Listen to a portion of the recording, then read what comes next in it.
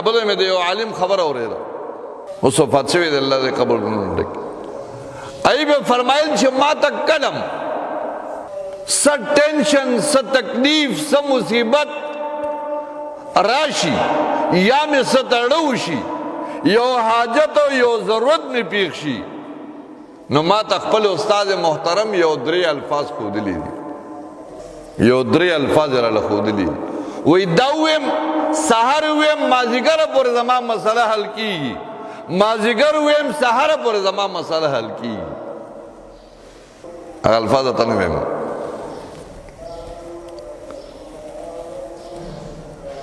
زما عزتمندو د الله په ذکر باندې الفاظ داسې دي، دا مې سره خوشطبعي وکړه چې نه ویم زه.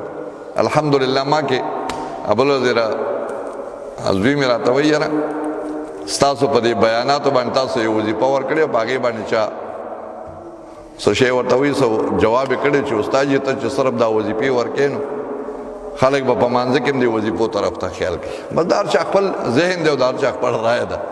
چا کمنټس دغه ورکړي چې یاره دا وظیفې ته داسې ورکې او دا داسې چل. الله دې مونږ پوه کړي.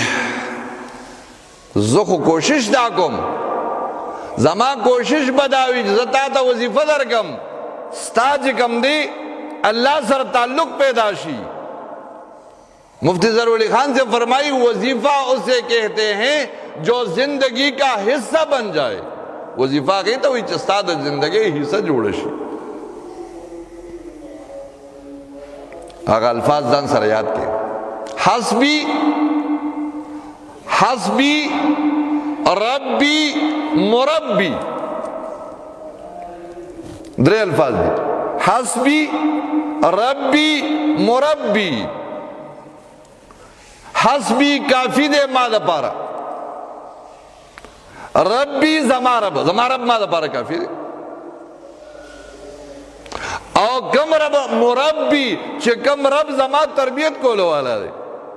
زه دا مور بخیٹه کی چاپ جوڑ کرم، دا مور دا خیٹه نے چارا ویستم. حسبی ربی مربی کافی دے ما دا پارا رب زما چه زما تربیت کو ان کے دے. حسبی ربی مربی.